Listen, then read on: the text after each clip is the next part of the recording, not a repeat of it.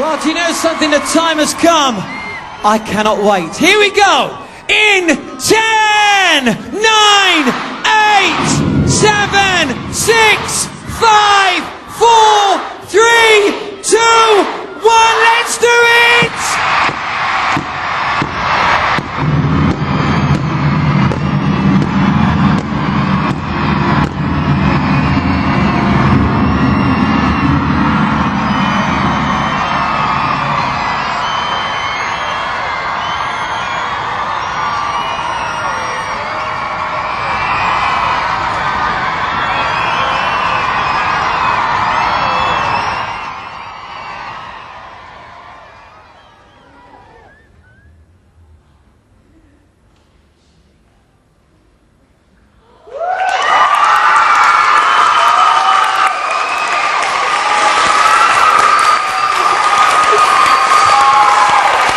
Hello.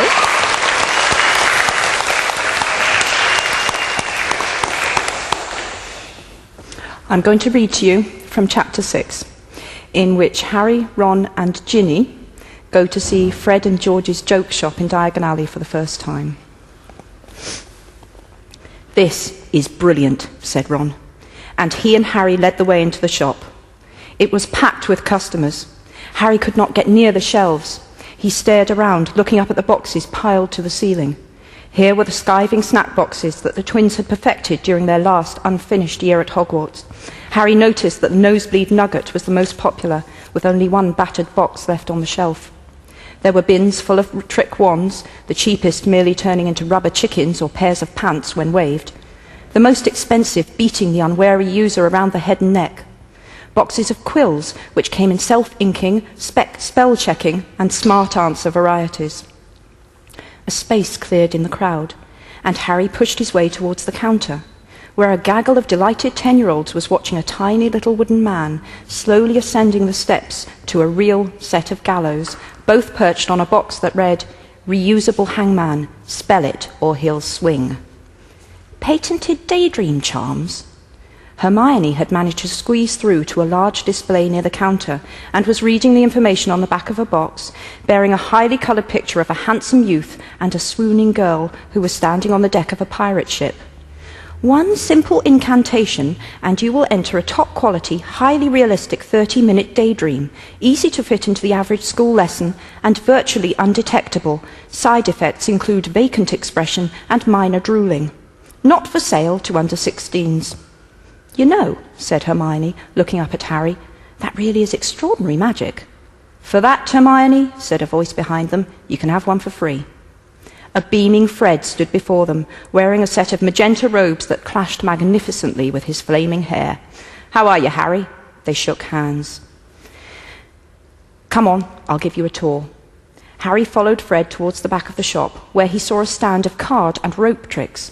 "Muggle magic tricks," said Fred happily, pointing them out, "for freaks like Dad, you know, who love Muggle stuff. It's not a big earner, but we do fairly steady business. They're great novelties. Oh, here's George." Fred's twin shook Harry's hand energetically. "Giving him the tour? Come through to the back, Harry, that's where we're making the real money. Pocket anything, you, and you'll pay in more than galleons," he added warningly to a small boy who hastily whipped his hand out of the tub labelled, "Edible dark marks. They'll make anyone sick." George pushed back a curtain beside the Muggle tricks, and Harry saw a darker, less crowded room. The packaging on the products lining these shelves was more subdued. "We've just developed this more serious line," said Fred. "Funny how it happened. You wouldn't believe how many people, even people who work at the ministry, can't do a decent shield charm," said George. "Of course, they didn't have you teaching them, Harry." "That's right. Well, we thought shield hats were a bit of a laugh, you know, challenge your mate to jinx you while wearing it and watch his face when the jinx just bounces off. But the ministry bought 500 for all its support staff, and we're still getting massive orders. So we've expanded into a range of shield cloaks, shield gloves. I mean, they wouldn't help much against the unforgivable curses, but for minor to moderate hexes or jinxes. And then we thought we'd get into the whole area of defence against the dark arts, because it's such a good money spinner," continued George enthusiastically. "This is cool. Look, instant darkness powder. We're importing it from Peru. Handy if you want to make a quick escape." "And our decoy detonators are just walking off the shelves, look," said Fred. pointing at a number of weird-looking black hooter-type objects that were indeed attempting to scurry out of sight. You just drop one surreptitiously, and it'll run off and make a nice loud noise out of sight, giving you a diversion if you need one. Handy, said Harry, impressed. Here, said George, catching a couple and throwing them to Harry. A young witch with short blonde hair poked her head around the curtain. Harry saw that she, too, was wearing magenta staff robes. "There's a customer out here looking for a joke cauldron, Mr. Weasley, she said.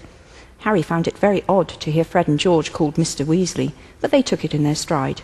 "Right you are, Verity, I'm coming," said George promptly. "Harry, you help yourself to anything you want, all right? No charge." "I can't do that," said Harry, who had already pulled out his money bag to pay for the decoy detonators. "You don't pay here," said Fred firmly, waving away Harry's money. "But you gave us our start-up loan. We haven't forgotten," said George. "Take whatever you like, and just remember to tell people where you got it if they ask."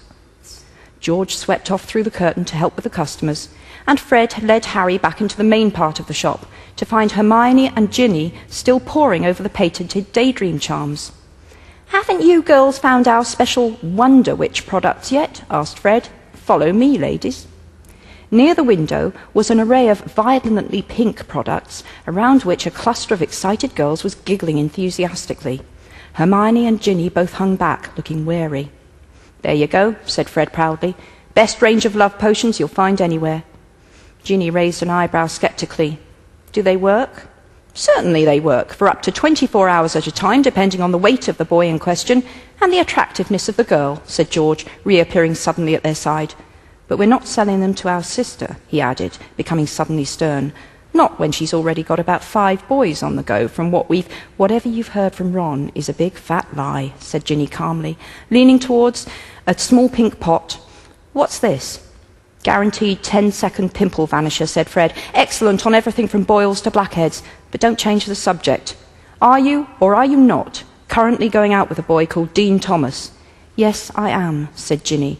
"And last time I looked, he was definitely one boy, not 5. What are those?" She was pointing at a number of round balls of fluff in shades of pink and purple, all rolling around the bottom of a cage and emitting high-pitched squeaks.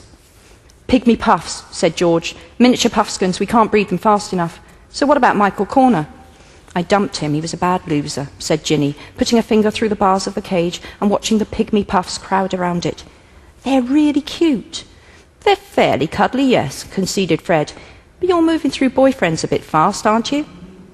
Ginny turned to look at him, her hands on her hips. There was such a Mrs. Weasley-ish glare on her face that Harry was surprised Fred didn't recoil. "It's none of your business. And I'll thank you," she added angrily to Ron, who had just reappeared at George's elbow, laden with merchandise, "not to tell tales about me to these two." "That's 3 galleons, 9 sickles, and a nut," said Fred, examining the many boxes in Ron's arms. "Cough up." "I'm your brother, and that's our stuff you're nicking. 3 galleons, 9 sickles. I'll knock off the nut." "But I haven't got 3 galleons, 9 sickles. You better put it all back then, and mind you put it on the right shelves." Ron dropped several boxes, swore, and made a rude hand gesture at Fred that was unfortunately spotted by Mrs. Weasley, who had chosen that moment to appear. "If I see you do that again, I'll jinx your fingers together," she said sharply. "Mum, can I have a pygmy puff?" said Ginny at once. "A what?" said Mrs. Weasley warily. "Look, they're so sweet." Mrs. Weasley moved aside to look at the pygmy puffs, and Harry, Ron and Hermione momentarily had an unimpeded view out of the window. Draco Malfoy was hurrying up the street alone.